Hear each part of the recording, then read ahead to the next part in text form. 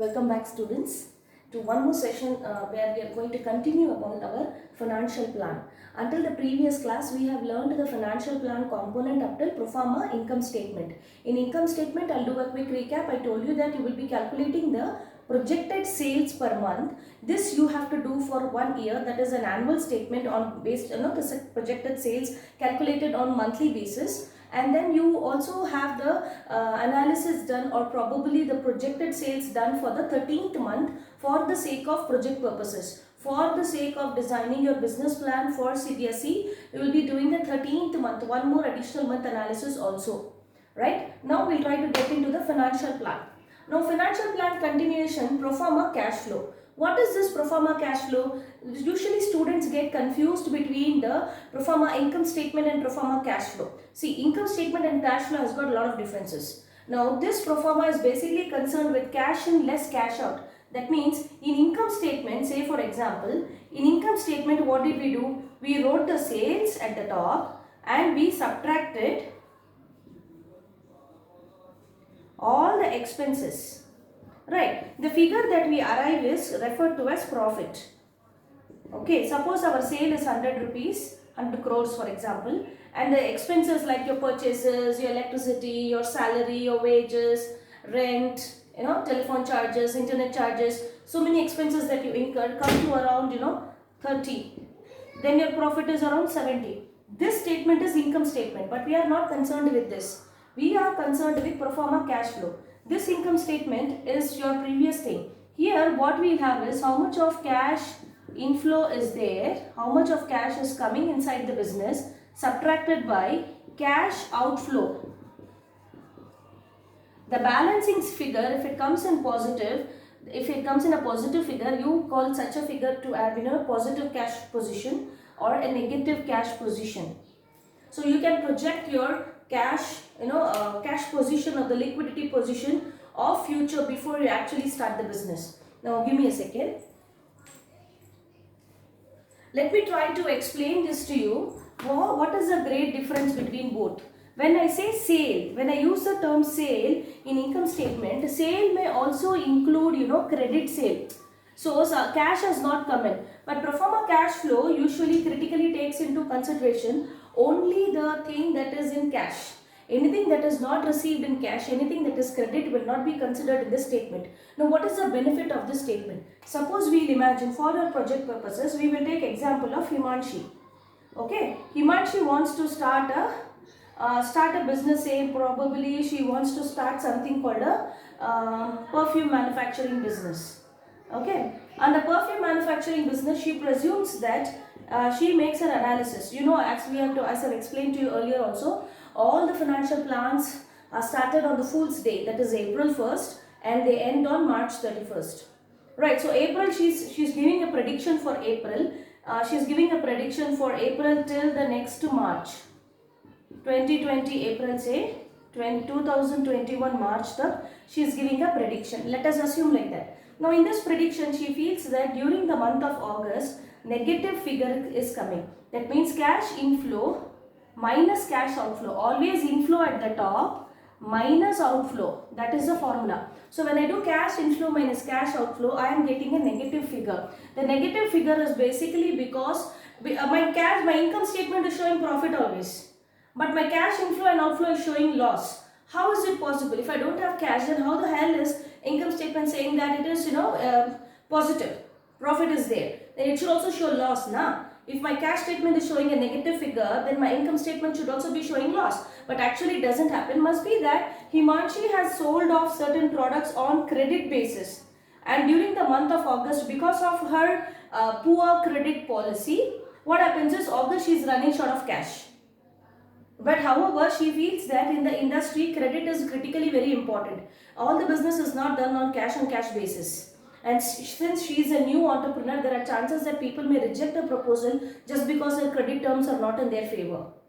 So you are not in a position to command the business. Thereby you allow a little extra credit. But that extra credit is costing you or putting you in a situation that in the month of August, you are, say for example you are having negative cash. So you have to critically make I am just preparing Himanshi that if you are going to go with such a credit policy, giving 4 months of credit to your customer, 3 months of credit to your customer, 6 months of credit to your customer, or giving extra installment options to your customer, in that case in the month of August you will not have cash. Better arrange for it, because liquidity is very, very important. I don't have to emphasize on the importance of liquidity after you people are aware of Subiksha supermarket case study. Liquidity is very, very important to make payments, to pay electricity. Don't pay your electricity bill in the month of August. You don't pay the salaries in the month of August. Look at your position in the business. You don't pay your interest of loan, the EMI that you are paying, monthly installment. If you don't pay, then you see what your position is. Immediately it will be shut down. Right? So Himanshi has to make arrangements in the month of August. I am cautioning her that if that such is the case. So that's the very reason we are doing the planning.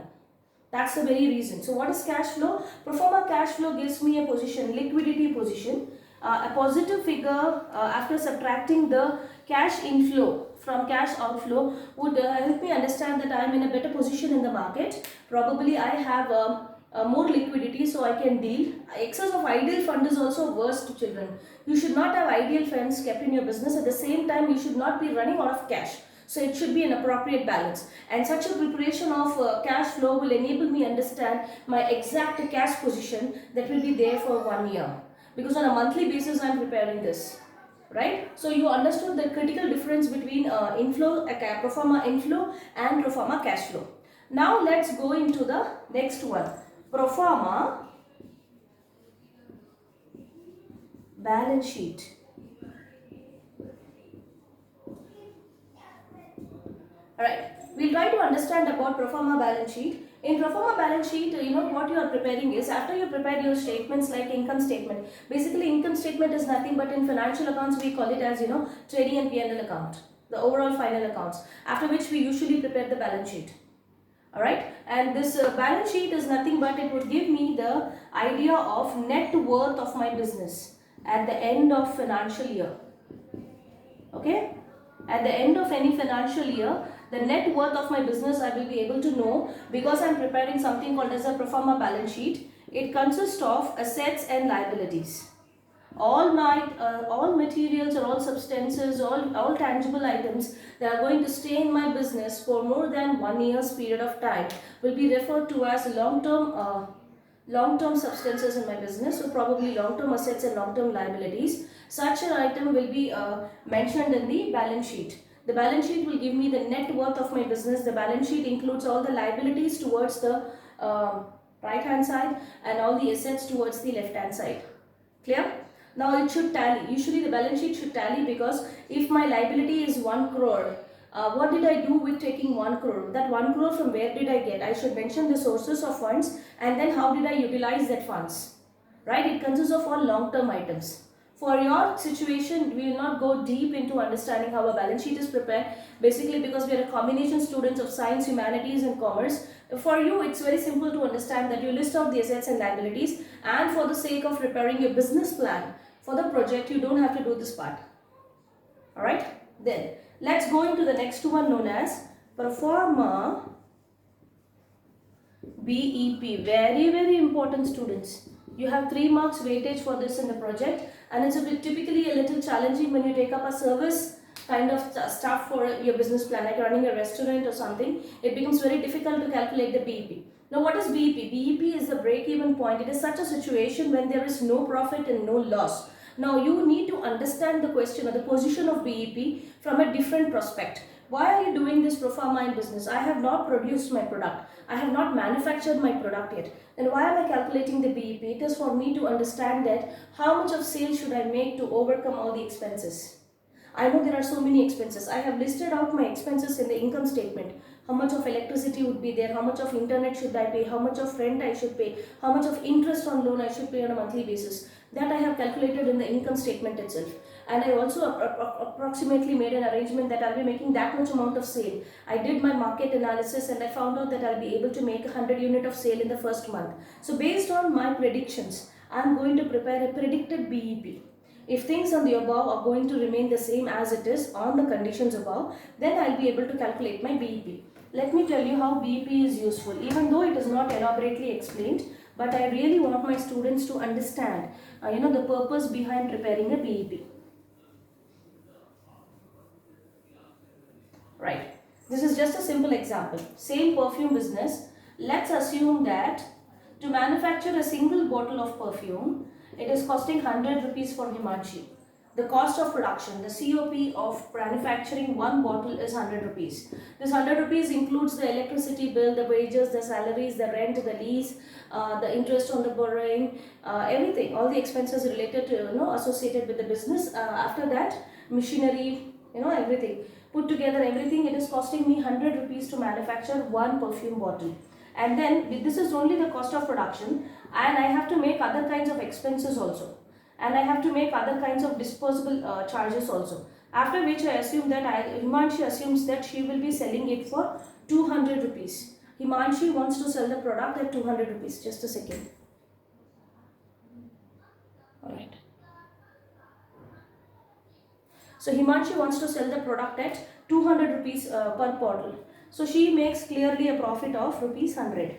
100 rupees is the profit that Himanshi is intending to make. Very good, superb, and people are ready to buy it at rupees 200 because the competitor is charging around 220, 240, 250, similar kind of business. So you are at a very reasonable price, you are at a penetrating price, and probably you will be able to attract because the quality is very good. She is very confident about her product. Now 100 is okay, but with this 100 rupees profit, will you be able to make all your payments? All the payments will finish in 100 rupees, one single bottle. No. So how much of these perfume bottles have you're supposed to manufacture? Suppose I assume that my total expenses come to around 10,000 rupees. Beyond the cost of production, forget about the cost of production. Cost of production is something related to the trading account. That is your, carriage inward, carriage, all those sales return, sales, purchases. Something that is core into manufacturing comes under cost of production. So this cost of production, forget it. After the cost of production, after the trading account, you prepare something called the P&L account, in which you make the debit side, you make all the expenses. Now the other expenses have to be met. Suppose 10,000 rupees is my expense. How many bottles of perfume should Himanshi sell so that she makes a profit of 10,000 rupees? So Himanshi in the first month, if she is able to sell these many 100 bottles, only then she will be able to make a profit. Are you getting it? So number of bottles to be produced, number of manufactured, number of units of perfume to be produced and sold, so that she is in a position to give this 10,000 rupees. After paying off 10,000, something should be in her hand. That whatever is remaining in Himanshi's hand is referred to as profit. So BEP is such a situation where there is no profit and no loss. What is the purpose of preparing Proforma BEP? First thing is, it will help me to determine number of units to be produced.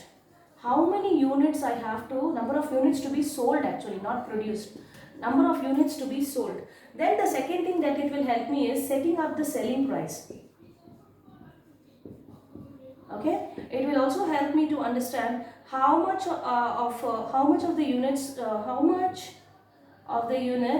to cover the cost. All these are beneficial facts related to BEP. For your project purposes, you will be preparing BEP per unit, estimating the cost of production per unit, and then calculating the BEP, based on which you will be telling that first you will do your BEP, then you will go with your other kinds of statements, because if BEP is, you are getting a clarity in BEP, it becomes easy for you to do the other statements, right? After Proforma break-even point, the next thing that we have is economic and social variables. Economic and social variables. Now what is this? Economic and social variables. Very important, students. We generally refer to this as CSR, corporate social responsibility. Once an established business is running very successfully, they are expected to contribute back or give back to the society. Same way, before starting your business only, you should have an idea about how to give back to the society. So you may have given me example that I will be doing import substitution.